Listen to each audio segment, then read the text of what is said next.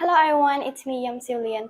Every person knows a great teacher, even if they have never studied in school. What I mean is our parents are the best teacher we have.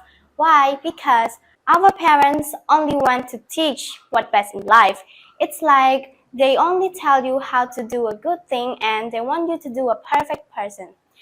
Next, our parents teach by example. They don't just tell, but they show it. Example, they want you to do something, they show you and tell you how to do it. Third, our parents will never give up. It's like teacher in your class, when they talk to you and you don't know, you don't understand, they stop it. But your parents, they never stop. They always talk to you again and again because they want you to be a good person. Lastly, our parents will always support us when we want to do something. Example, you want to be a doctor, teacher, businesswoman, or flight attendant, something like that.